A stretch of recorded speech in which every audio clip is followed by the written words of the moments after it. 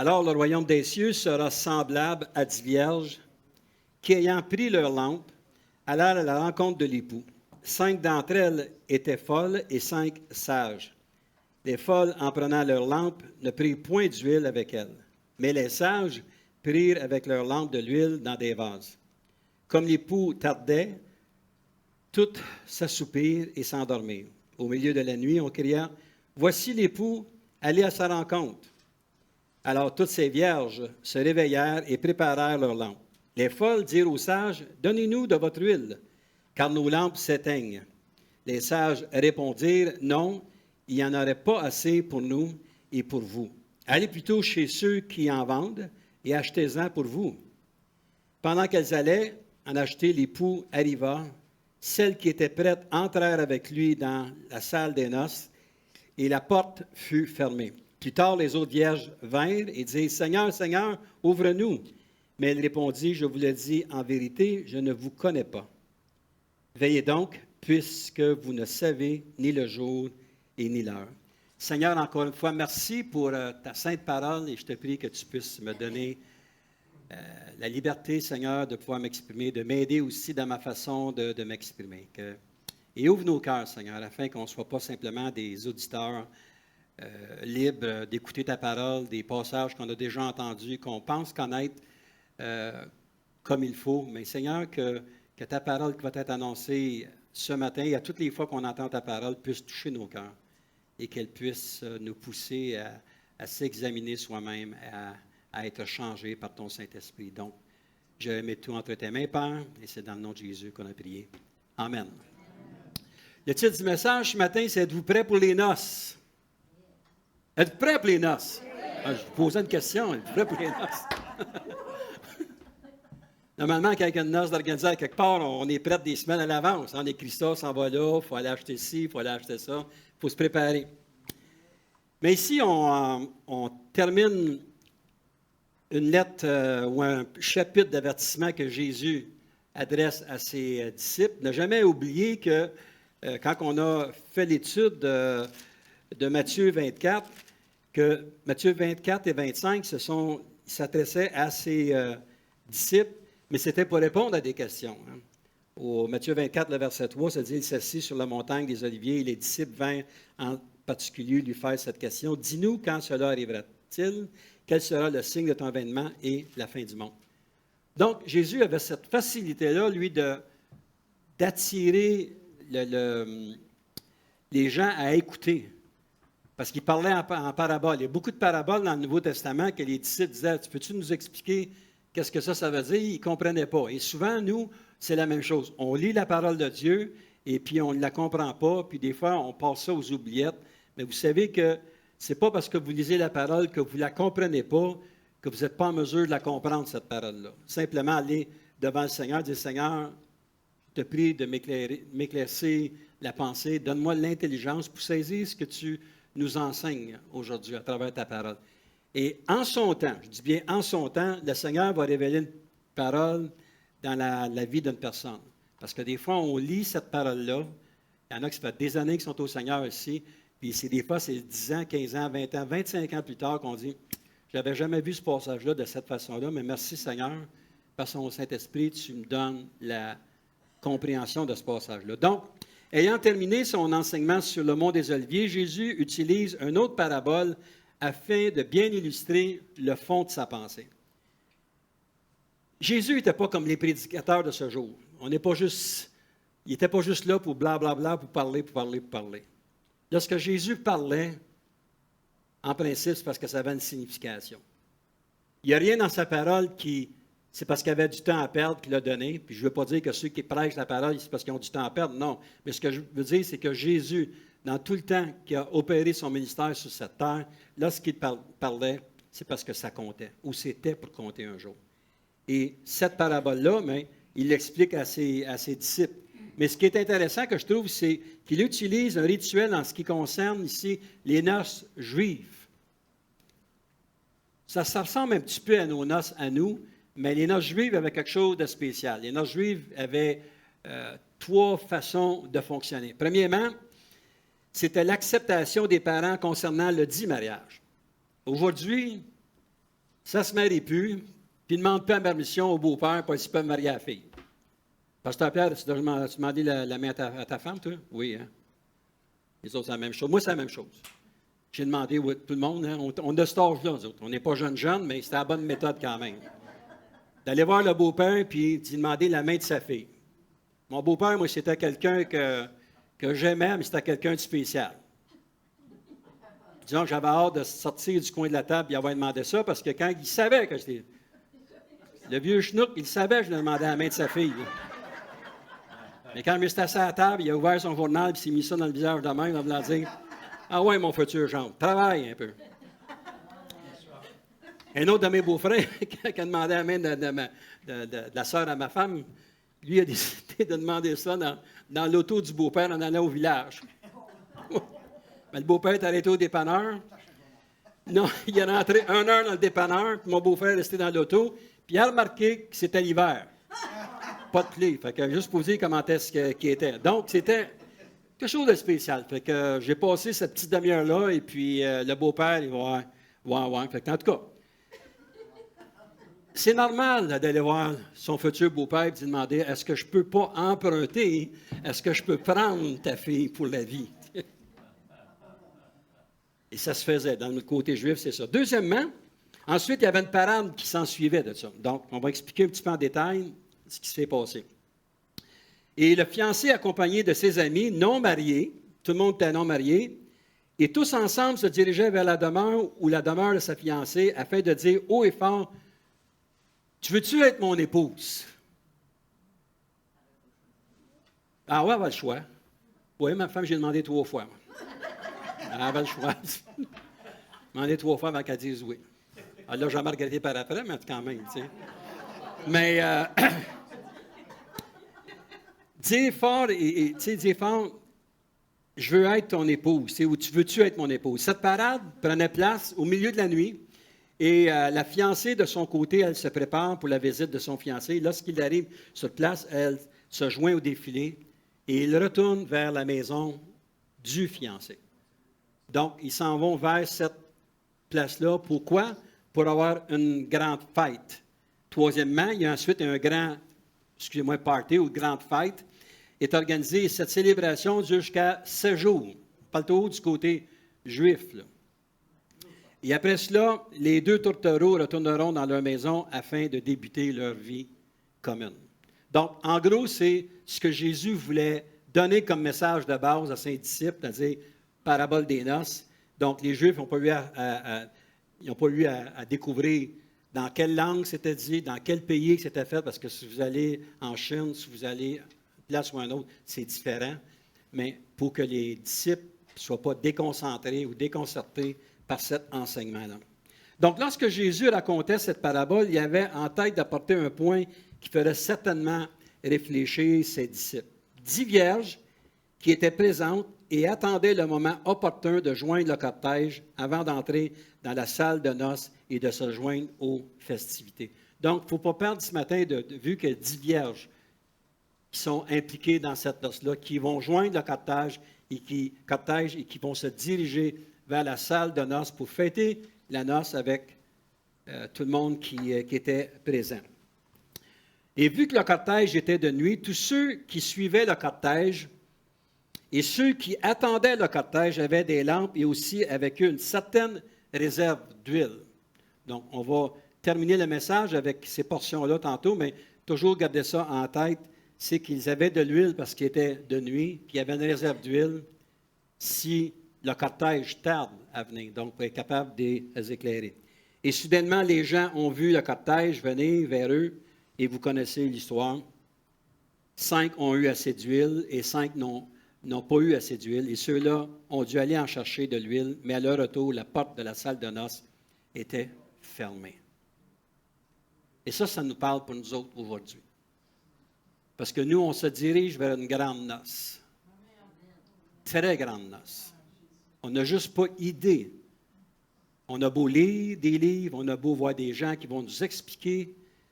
Je pense que, mais qu'on arrive dans la salle de noces, je pense qu'on va être ébahis de voir, je n'aurais jamais vu ça, puis m'imaginer la grandeur de cette noce-là, que tout le monde est assis ça va être grandiose.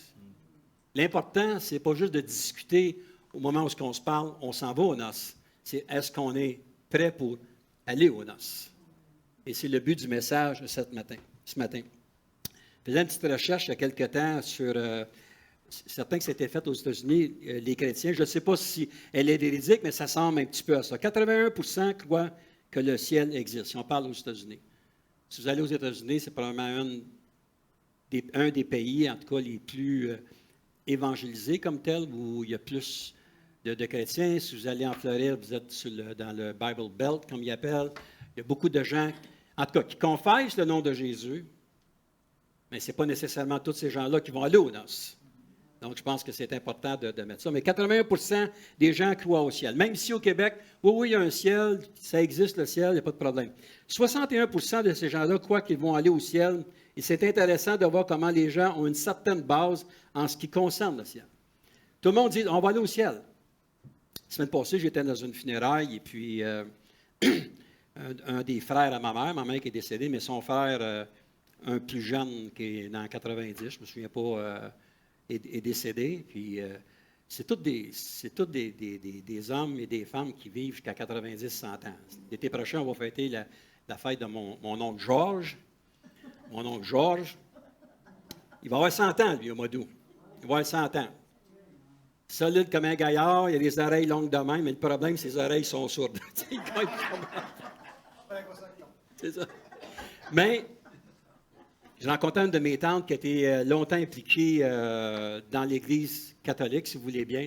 Et puis cette tante-là, elle me disait, toi, Robert, elle dit, tu continues encore tes affaires, tu sais, j'ai dit, oui, je suis encore prédicateur, oui, je donne encore des concerts, je fais de l'évangélisation.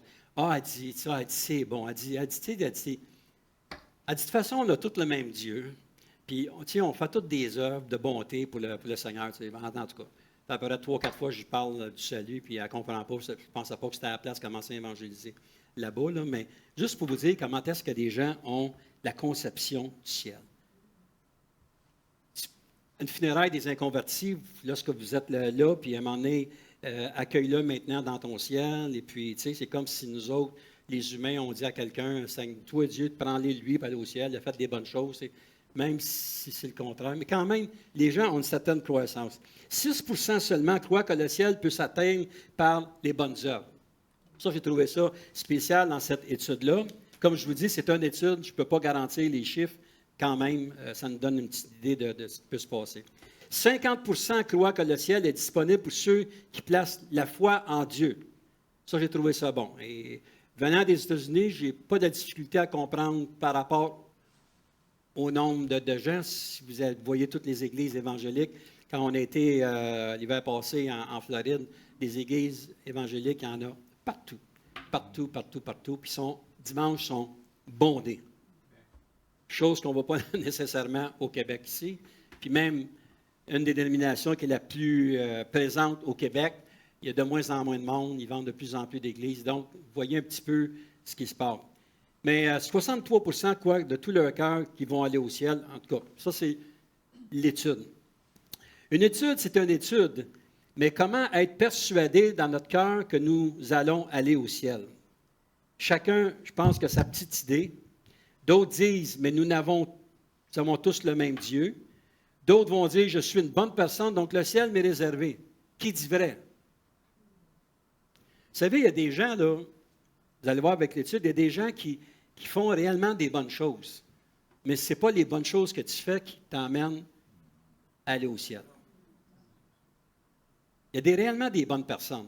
Mais on va voir un petit peu qu'est-ce qu'il y en a. Et avant de terminer avec mon texte de ce matin, il y a 2 autres textes que j'aimerais qu'on puisse discuter. Premièrement, dans Matthieu 22, j'aimerais lire le verset 1 à 14. Parce que Jésus a emmené d'autres paraboles qui nous aident à comprendre la profondeur de son message. Donc, dans Matthieu 22, le verset 1 à 14, Jésus, prenant la parole, leur parla de nouveau en parabole et dit, « Le royaume des cieux est semblable à un roi qui fit des noces pour son fils. Il envoya ses serviteurs, appeler ceux qui étaient invités aux noces, mais ils ne voulurent pas venir. Il envoya encore d'autres serviteurs en disant, « Dites aux conviés, voici, j'ai préparé mon festin. » mes bœufs et mes bêtes grasses sont tués. Tout est prêt. Venez aux noces. » Mais sans s'inquiéter de l'invitation, ils s'en allèrent, celui-ci à son champ, celui-là à son trafic, et les autres se saisirent des serviteurs, les outragèrent et les tuèrent. Le roi fut irrité, il envoya ses troupes, fit périr ses meurtriers et brûla leur ville. Alors il dit à ses serviteurs, « Les noces sont prêtes, mais les conviés, il n'y en avait pas qui voulaient venir aux noces du Seigneur. Allez donc dans les carrefours et appelez aux noces tous ceux que vous trouverez. » Ses serviteurs allèrent dans les chemins, rassemblèrent tous ceux qu'ils trouvèrent, méchants et bons, et la salle de noces fut pleine de convives. Le roi entra pour voir ceux qui étaient à la table. Et il aperçut là un homme qui n'avait pas revêtu un habit de noces. Il lui dit, « Mon ami, comment es-tu entré ici sans avoir un habit de noces? » Cet homme eut la bouche fermée. Alors le roi dit au serviteur, « Liez-lui les pieds et les mains, jetez-le dans les ténèbres du dehors, où il y aura des pleurs et des grincements de dents, car il y a beaucoup d'appelés, mais peu d'élus. » J'aimerais qu'on puisse passer quelques instants avant d'aller dans un autre secteur de la parole pour nous aider à comprendre la réalité et la profondeur du salut d'une personne, comment est-ce que c'est important. Premièrement, le verset 1 à 3, si on reprend ici, c'est « Tous, sans exception, étaient invités. » Le salut est disponible pour tout le monde. Le salut s'annonce à nos gens, à nos proches, les gens avec qui on travaille. Donc, Dieu n'a pas donné une catégorie. Ici, vous remarquez que Jésus, encore une fois, parlait à ses disciples. Il voulait que les Juifs puissent l'accepter comme sauveur, chose qu'ils ont refusée. Mais ce salut-là est disponible pour tout le monde, sans exception. Du verset 4 à 8, il envoya encore d'autres serviteurs en disant, « Dites aux conviés, voici, j'ai préparé mon festin, mes bœufs et mes bêtes grasses sont tués. Tout est prêt pour les noces. » Donc, ici, on voit quoi? L'invitation est donnée, mais les gens sont occupés. Et ça, on peut regarder ça en 2024. Les gens sont occupés aujourd'hui. Aujourd'hui, on travaille 7 jours par semaine. Aujourd'hui, il n'y a plus de temps où les magasins, les restaurants, où toutes les activités extérieures, comme c'était dans mon temps, étaient fermées afin qu'on puisse mettre une journée de côté. On appelait ça, dans notre temps, la journée du Seigneur. Que ce soit de n'importe quelle religion, moi, la religion que j'étais, c'était catholique. Et puis, tout était fermé. Il n'était pas question que tu ailles nulle part. C'était fermé. Tu n'avais pas le droit. Aujourd'hui, tout est permis. Il n'y a pas de choses disponibles. Tu vas travailler. Puis il y a des gens qui vont dire, « Ben moi, j'irais bien à l'église, mais si tu savais comment je t'occupais. » Et aujourd'hui, ce qu'on voit, puis les gens ont 6 jours de travail de dimanche, mais pour faire l'épicerie, faire le gazon, faire ci, faire ça. Tout, sauf aller à l'église. Ce n'est pas aller à l'église qui sauve. Je vais être bien clair avec ça. Ah ben moi, je n'aime pas l'église. Correct, tu n'aimes pas l'église, c'est ton choix. Est-ce que tu aimes Jésus? Si tu aimes Jésus, tu vas prendre un temps pour lui spécialement. Une journée que tu veux, parce qu'il y en a qui travaillent le dimanche, peuvent faire la journée avec le Seigneur le lundi, le mardi, le mercredi. Ce n'est pas une question de journée. Mais est-ce que tu veux prendre un temps pour donner du temps à celui que tu veux suivre pour l'éternité, que lui, il va t'emmener aux noces de l'agneau? Ceux qui se sont moqués de ceux qui donnaient l'invitation, je pense qu'on a tous connu ça. Ah, toi avec ton affaire de Jésus, toi avec ton église, puis voyons donc, c'est de la foutaise, ça n'existe pas, ils vont trouver n'importe quoi. Et je vois de plus en plus, ou j'entends de plus en plus, c'est-à-dire les commentateurs de la radio, puis qui parlent comme s'ils connaissaient la parole de Dieu, puis ils connaissent toutes les choses, puis ils connaissent absolument rien finalement. Ils se moquent littéralement de Dieu. Pas question d'avoir un crucifix dans une salle de la mairie. Les écoles ont été enlevées de là. Pourtant, quand on était à l'école, on avait le catéchisme. T'es-tu méchant? Non, c'était pas méchant. Il y a eu des choses là-dedans que c'était pas nécessairement la pure vérité, mais en tout cas, pour moi, dans mon cœur, moi, ça m'a amené à réaliser qu'il y a un Dieu. Puis plus que ça, il parlait même de Jésus. Parce qu'il nous enseignait dans notre Père. Mais, comme c'est dit ici, la parabole des noces, ça n'a pas fonctionné. Au verset 9 du même texte, ça nous parle de « Allez donc dans les carrefours et appelez aux noces tous ceux que vous trouverez ». Ça, je trouve ça très intéressant. L'invitation est envoyée à toutes les classes de la société. Moi, je pense personnellement, ce que le Seigneur disait à ce moment-là, c'est qu'il invitait les Juifs. Les Juifs l'ont refusé, allons aux inconvertis. Les inconvertis, c'est qui? C'est nous autres, ça. Hein? C'est nous autres. Vous êtes mon peuple, je vous donne tout ce que vous avez besoin, il ne vous manque absolument de rien. Vous voulez me refuser? Bien, à travers les carrefours, un peu partout. Et là, on connaît l'histoire de la Pentecôte et on connaît comment est-ce que l'évangélisation a été. Donc, moi, personnellement, c'est ma compréhension de la parole par rapport à cela. Le résultat, c'est que la salle fut remplie. Ce que j'ai trouvé intéressant, moi, lorsque j'étais pasteur à Edmundston, il y avait un ministère de la prison qui existait. On avait 3-4 personnes dans l'église où j'étais qui s'occupaient du ministère en prison. Puis j'ai resté surpris de voir le nombre de personnes qui étaient condamnées, qui se convertissaient dans la prison. Assez que les gens ont commencé à amener une guitare, à faire la louange là-bas, à annoncer la parole de Dieu. Les gens donnaient leur vie au Seigneur. Si vous regardez, j'ai regardé un reportage sur ceux qui sont dans le couloir de la mort, qui appellent le nombre de personnes qui se convertissent. Oui, mais frère, tu n'as pas envie de dire que quelqu'un qui a tué quelqu'un peut être converti, mais écoutez-moi bien, là. Il peut, lui aussi, regretter amèrement ce qu'il a fait. Ça n'enlèvera pas qu'il va descendre jusqu'au bout du couloir, il va mourir là-bas. Là. C'est parce que ça, c'est la loi qu'ils ont décidé. Mais lui, il peut demander pardon à son Dieu puis être sauvé. Puis lui, ici, est assis à côté de nous autres, à la table, est assis avec nous autres aux noces, vêtu du bon. Donc, Jésus, voyant que son peuple ne voulait pas, donne accès à tout le monde. Difficile à comprendre cette parole, car le Seigneur, il a toujours été des nôtres. Au verset 11, ça nous dit « Un parmi eux n'avait pas l'habit de noces. » Qu'est-ce qu'il faisait là? Bien, il y a plusieurs... Je vous ai emmené, Jésus donne aussi la parabole de le blé l'ivraie. Il dit « Cassez-vous pas la tête avec le blé et l'ivraie. En son temps, on va enlever, séparer le blé de l'ivraie. » Si vous allez dans Matthieu 25, ça parle des brebis et des boucs. Souvent, nous, on essaie de regarder autour de nous qui est élu, qui ne l'est pas, qui est de Dieu, qui n'est pas de Dieu. Écoutez, si je peux vous donner un conseil, là, occupez-vous donc de votre petite personne personnelle. Laissez donc la paix aux gens autour de vous. Parce qu'on a assez à se prendre en main, nous, pour qu'on soit éligible pour les noces de l'agneau. Travaillez avec cela, hein? Difficile à comprendre cette parabole, car le Seigneur l'a toujours mis été parmi les nôtres. Un commentaire que je lisais, c'était « Un grand nombre de ceux qui prétendent être membres du royaume des cieux sur terre ne porteront pas d'habits de noces et ne feront donc pas partie des élus. » L'habit de noces symbolise la condition de celui qui est prêt, c'est-à-dire celui qui a une foi véritable en Christ et qui fait preuve d'une obéissance rendue possible par la grâce de Dieu.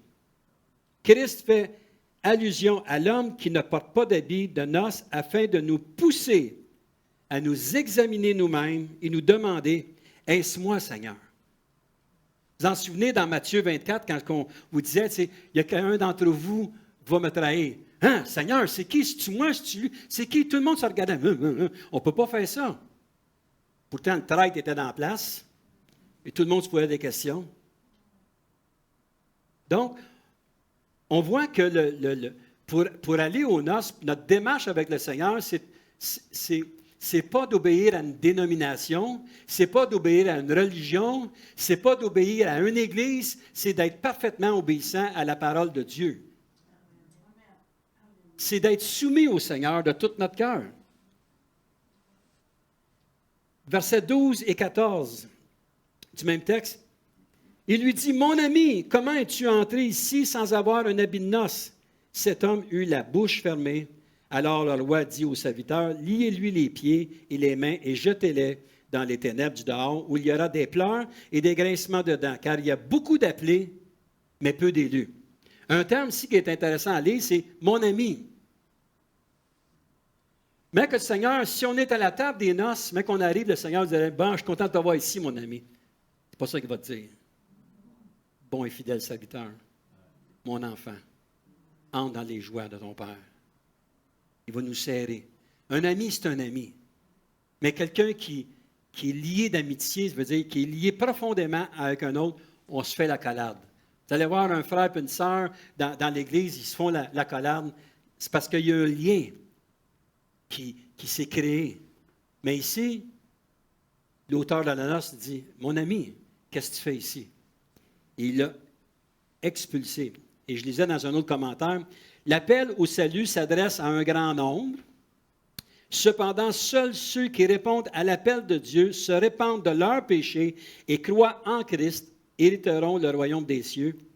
Le simple fait de répondre à la grâce de Dieu, par le libre exercice de notre volonté, nous fait devenir membres du peuple élu de Dieu. »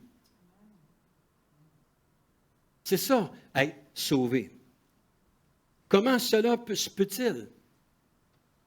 Moi, ce qui m'attriste de voir avec ça, c'est que, bon, je vais le dire, j'espère de ne pas me tromper, mais j'espère que lorsqu'on va être enlevé, que tous ceux et celles qui sont ici, on va tous monter. OK? M'incluant moi-même. Donc, ça me force à m'examiner moi-même. Ça me force à faire une rétrospective en dedans de moi, de dire, est-ce qu'il y a des choses qui sont enracinées dans ton cœur, dans ta pensée, ou tes paroles, qui se doivent d'être extirpées de toi afin que tu sois obéissant au Seigneur? Vous savez, le Seigneur ne nous demande pas d'être parfait. Moi, je ne suis pas comme toi, mon frère, ma soeur. Regarde, ne jugez pas avec les autres. Le Seigneur n'a jamais demandé à personne ici d'être parfait. Il a juste demandé à des gens d'être obéissants. Être obéissant, c'est quoi? Si tu sais que tu as péché, tu te repens, et le Seigneur va te pardonner parce que nous, on est comme ceux qu'on a vus au début, tu sais, aller à travers les carrefours un peu partout. On est sous la grâce. On est réellement bénis, frères et sœurs, d'avoir la grâce. Merci, Seigneur, pour ta grâce. Que l'on puisse venir au pied de la croix, puis d'utiliser cette grâce-là, de dire, Seigneur, je te demande pardon pour la Xème fois. Et le Seigneur nous pardonne. Et automatiquement, il ne t'a pas enlevé ton habit de noces, c'est qu'il fait simplement enlever des choses qui ne sont pas comme il faut pour que tu sois prête pour les noces. Un autre texte. Ça va bien jusqu'ici? Matthieu 7, le verset 21 à 22. On va expliquer ça un petit peu plus. Ceux qui me disent, Seigneur, Seigneur, n'entrons pas tous dans le royaume des cieux, mais celui-là seul qui fait la volonté de mon Père, qui est dans les cieux. Plusieurs me diront en ce jour-là, Seigneur, Seigneur, n'avons-nous pas prophétisé par ton nom? N'avons-nous pas chassé des démons par ton nom? N'avons-nous pas fait beaucoup de miracles par ton nom? Alors, je leur dirai ouvertement, je ne vous ai jamais connus. Retirez-vous de moi, vous qui commettez l'iniquité. Ça va à peine d'être expliqué un petit peu. Au verset 21, la première portion que ça nous dit ici, c'est 21. Ceux qui me disent, Seigneur, Seigneur, pas tout le monde va entrer au ciel, mais seulement ceux qui font la volonté de Dieu. Donc, on voit ici que dans cette description-là, dans ce texte-là, Jésus dit, écoutez, là, il y en a plusieurs qui me disent Seigneur, Seigneur, Rabbi, mais ce n'est pas ce monde-là qui va rentrer. Là. C'est seulement ceux qui font la volonté de mon Père. Comme on a lu dans Matthieu 22, le verset 14, beaucoup d'appelés, mais peu d'élus. Donc, je pourrais explorer encore beaucoup plus large ce texte-là. Il y a tellement de choses qui nous poussent à s'approcher de Dieu. La deuxième portion du verset 22, seulement ceux qui font la volonté de Dieu. Ah, alléluia, Seigneur. Matin, on peut tout élever nos mains. Merci, Seigneur. Merci, Seigneur. Mais dimanche après-midi, lundi, mardi, on ne fait pas la volonté de Dieu. Et Dieu sait que souvent, on ne fait pas la volonté de Dieu. qu'on doit aller devant le Seigneur. Que ce soit un prédicateur ou peu importe. On a besoin d'aller devant le Seigneur, de dire, Seigneur, je te demande pardon, Seigneur, profondément pardon. Avec l'âme, ou peut-être dire, Seigneur, il me semble que ça fait 50 000 fois que je viens devant toi pour telle et telle raison, puis je suis encore là à tes pieds. Faire la volonté de Dieu. Nous ne sommes pas sauvés par les œuvres. Et commentaire du verset 21, « Qui fait la volonté de mon Père? » Lorsqu'ils enseignaient, Jésus insistait sur le fait que l'accomplissement de la volonté de son Père céleste était une condition d'entrer dans le royaume des cieux. En fait, le commentaire dit « C'était la seule condition d'entrer dans le royaume des cieux. » Obéir à mon Père. En vertu de l'obéissance à la volonté de Dieu qu'exige Christ, est en réalité une condition du salut, mais Christ affirme également qu'il s'agit d'une grâce relative au salut du royaume. Nous devons donc prier continuellement pour recevoir cette grâce et la rendre efficace par une foi sincère. On doit renouveler cette grâce-là. On doit aller constamment devant le Seigneur, de dire, Seigneur, je te demande pardon. Seigneur, crée en moi un cœur pur. Seigneur, purifie-moi, un peu comme Paul disait, examinez vos voies. Seigneur, je vais m'examiner, mais avec tes yeux. Parce que moi, mes yeux examinent juste ce qu'ils veulent examiner. Mais quand tu entres dans mon cœur et que je sais que ce sont tes yeux qui sont là, Seigneur, donne-moi tes yeux pour voir l'impureté qui se cache dans mon cœur. N'oubliez pas, ta parole dit que le cœur de l'homme n'est pas bon. Ah, j'ai un bon cœur, je vais aider. Ce n'est pas ce cœur-là qu'on parle. On ne parle pas du cœur des œuvres. On parle du cœur de l'obéissance à Christ, notre Sauveur. Ça, c'est le cœur que le Seigneur veut. Au verset 22, plusieurs vont tenter de se justifier. Ben, c'est sûr. Quand tu arrives devant un tribunal, bien, tu vas essayer de te justifier. Puis ici, bien, ça nous dit quoi au verset 22? Plusieurs me disent en ce jour-là, Seigneur, Seigneur, nous n'avons pas prophétisé en ton nom, n'avons-nous pas chassé des démons par ton nom, et n'avons-nous pas fait beaucoup de miracles en ton nom? Seigneur, ça fait 40 ans que je suis au ministère. J'ai couru le Canada, les États-Unis, l'Afrique, la Chine, partout. J'ai évangélisé partout, Seigneur. Tu t'en rappelles, j'ai manqué de faim, Seigneur. Combien de fois j'ai jeûné parce que je n'avais rien à mettre? Seigneur, tu te souviens de moi? Mon nom, c'est Robert, Seigneur. Ils ont même fait des posters pour moi parce qu'il y a des foules qui ont couru, Seigneur, pour attendre mes prédications. Seigneur, j'ai un gros ministère, le ministère de guérison. J'ai imposé les mains aux malades. J'ai chassé des démons. Quand il nous dit ici, plusieurs me diront ce jour-là, Seigneur, Seigneur, ne vont pas prophétiser par ton nom? Seigneur, je parlais en langue. J'ai été baptisé. J'ai prophétisé ta parole, Seigneur, au milieu. L'assemblée disait Amen, Amen. Tu ne peux pas faire autrement que te rappeler de moi, Seigneur. Triste réponse, hein? Alors, je le dirai ouvertement, je ne vous ai jamais connu. Hey, ça va être décevant. Ça vaut la peine de réfléchir sérieusement sur la condition de notre vie. Au verset 23, vous savez quoi? Je ne vous connais même pas. Je ne connais même pas.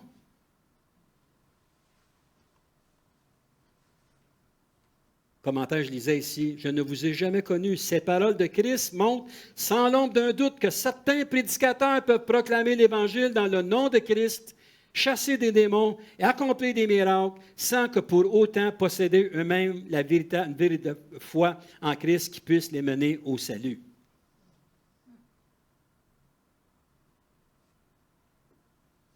Ça vaut la peine de réfléchir un petit peu là-dessus. L'Écriture nous enseigne qu'aujourd'hui, une prédication fervente de l'Évangile, un zèle apparaisse pour la justice et des miracles peuvent être accomplis sous l'influence et la puissance qui n'est pas nécessairement de Dieu. Dieu va utiliser n'importe qui dans une assemblée, sauvé ou pas sauvé, pour prier pour une personne. On se souvient même dans le temps de Saül qui n'était pas un bon roi. Il a prophétisé dans le nom du Seigneur. Il marchait avec les prophètes. Oh, s'en allant. On parle peut-être en d'autres langues. On est peut-être bien impliqué. Le Seigneur ne reconnaît pas ce qui sort de notre bouche, mais plutôt ce qui se vit dans notre cœur. Vous savez quoi? Lorsque nous sommes sauvés, notre salut n'est pas basé sur ce que nous pouvons faire ou nous ferons durant notre vie comme chrétiens, mais notre salut sera toujours basé sur le sacrifice parfait que Jésus a réalisé à la croix. Ne jamais oublier ce qu'il a souffert à la croix pour chacun de nous. Il a souffert pour porter nos péchés. Donc, s'il y a des choses qui doivent être sorties de notre cœur, on doit le donner au Seigneur et demander le pardon. Accepter le salut parfait de Jésus, c'est de développer une vie d'obéissance et c'est uniquement cela qui nous donnera accès au ciel. J'espère que je ne dessouffle pas la ballonne de personne un matin. Moi, je me parle pour moi-même. Quand j'ai préparé ça, on dit comme ils disent au Québec, ça frappe dans le dash. Tu regardes ces choses-là, il faut que tu réfléchisses. Puis tu te poses la question comme prédicateur. Ah, c'est beau, tu vas emmener ça, mais toi, tu fais quoi? Est-ce que toi, tu recherches la purification? Est-ce que tu cherches à obéir au Seigneur plus que jamais? Est-ce que tu es là un exhortateur? Est-ce que lorsque je vais venir chercher mon église, qu'est-ce que toi, tu vas rester en bas? Les autres vont monter? Sérieusement? Je me posais des questions. Pas que je doute de mon salut, absolument pas que cela. Mais est-ce que je fais le maximum dans ma vie pour obéir à Dieu à 100%? En m'éloignant de toutes les tentations qui peuvent venir à droite et à gauche. Et ça, je vous invite tous et chacun, même ceux qui nous écoutent sur le web. Je sais que ce n'est pas des prédications qui sont populaires en 2024. 2024, c'est on va danser plus dans l'église. On va faire n'importe quoi. On va enseigner n'importe quoi. On va juste lire la parole, on ne l'explique pas. On ne voudra pas offusquer monsieur et madame. Surtout pas les gros payeurs de dîmes. Et le Seigneur, lui, ça ne le dérange pas, lui, qui paye sa dîme, qui ne paye pas sa dîme. Le Seigneur, lui, s'adressait à tout le monde. Puis il s'adresse à nous aujourd'hui, à l'Église de Varennes en 2024, où on est rendu. Finalement, je vais revenir à mon texte de départ.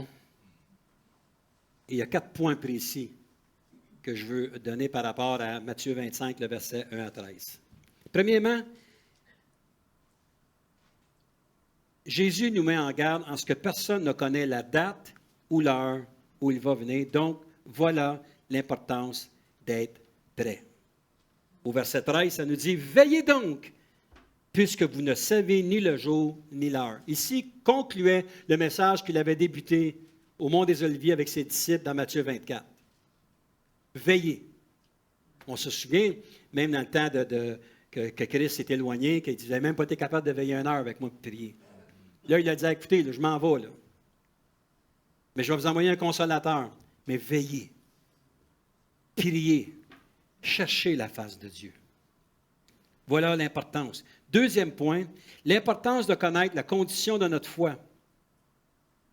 L'huile fait référence à l'Esprit de Dieu. Alors, remarquez que ces 10 personnes-là, ils connaissaient le Seigneur superficiellement. Il y en a 5, eux, qu'est-ce qu'ils ont fait? C'est qu'ils ont pris une réserve d'huile, puis ils ont continué à marcher avant s'en aller aux noces. Ça, c'est ceux qui persévèrent. C'est ceux qui ne sont pas offusqués par tout ce qui se passe dans le monde ou ce qui se passe dans les églises. C'est qu'eux, ils disent, moi, là, Seigneur, là, je veux davantage de ton huile. Je veux davantage de ta présence, Seigneur, dans ma vie.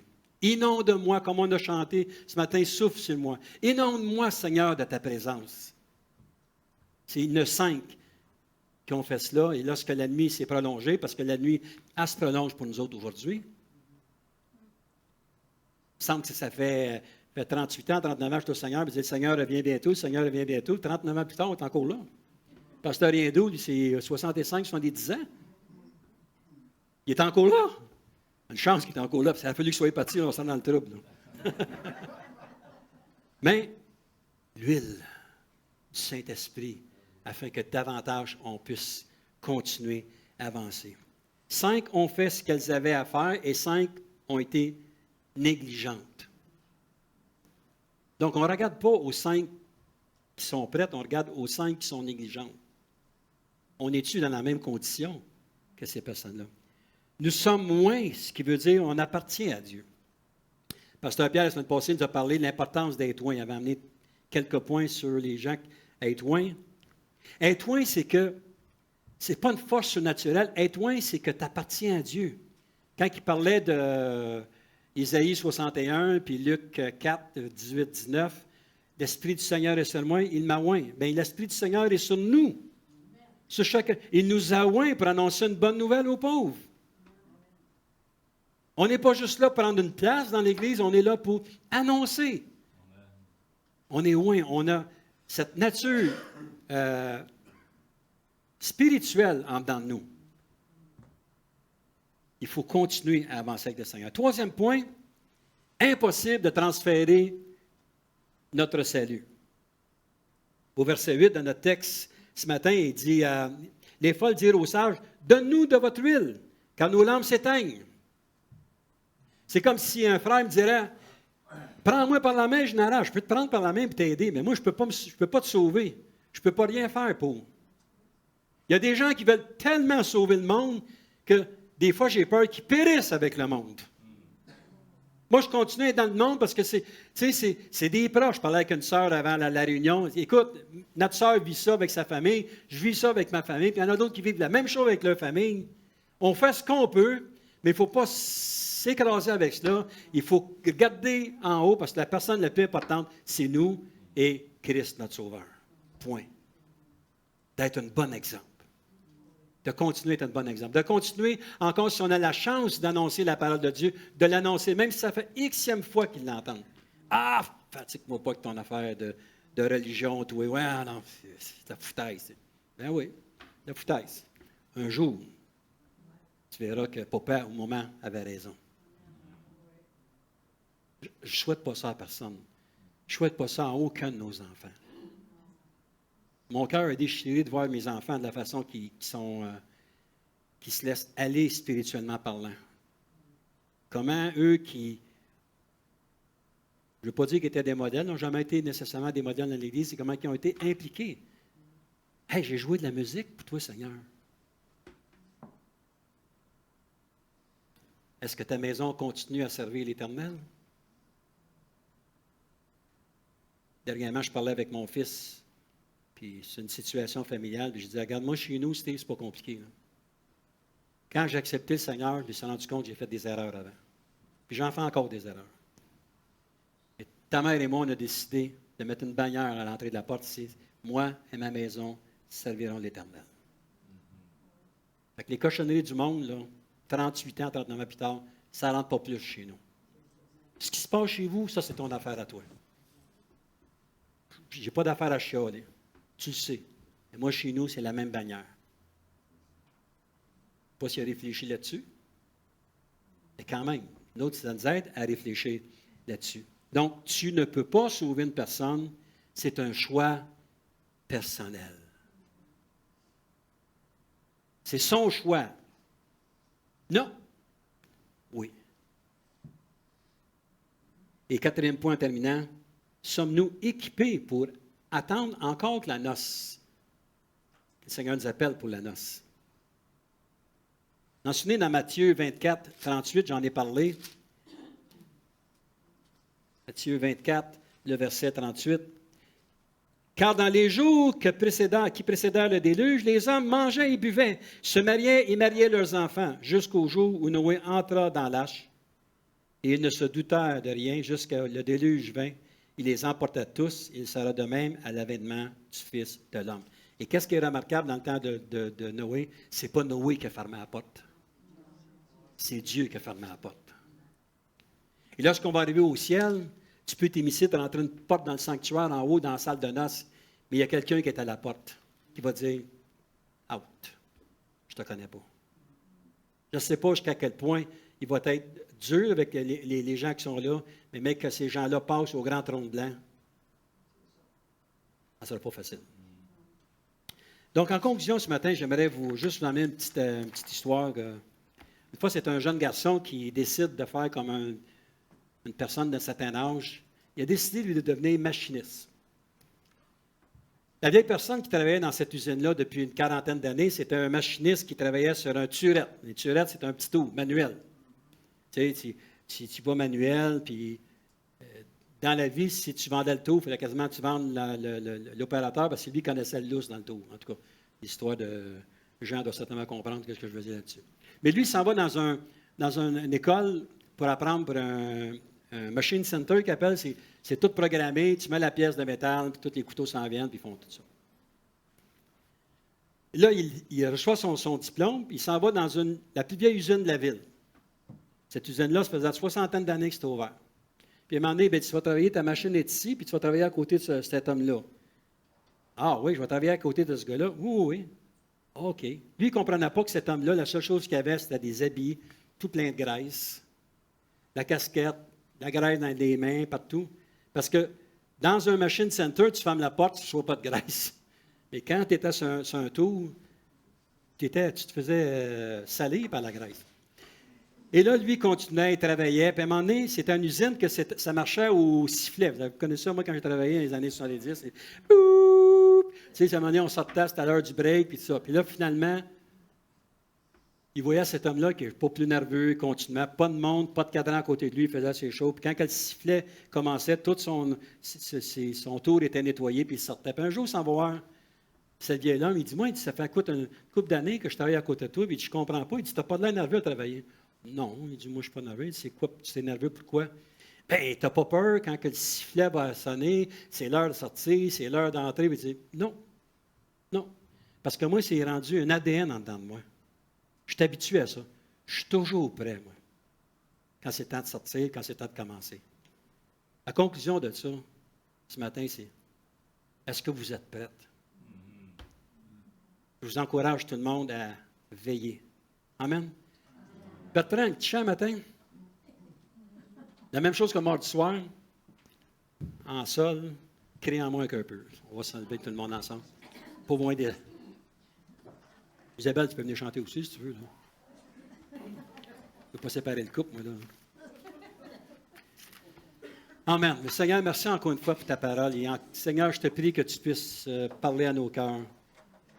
Et de regarder, Seigneur, si on est sur une mauvaise voie et que tu puisses nous aider, nous ramener, Seigneur, dans ton chemin. Parce que notre désir le plus cher, Seigneur, c'est d'aller aux noces avec toi. Seigneur, je t'avoue humblement que c'est facile, c'est difficile des fois de marcher en pleine obéissance avec toi. Et je te prie, Seigneur, que tu puisses nous donner de ton huile, Seigneur. Cette huile du Saint-Esprit, de ton Esprit, Seigneur, qui va venir nous ranimer, qui va venir nous donner une conviction à continuer à persévérer. Et surtout le courage, Seigneur, de dire non si nous sommes sur une mauvaise voie.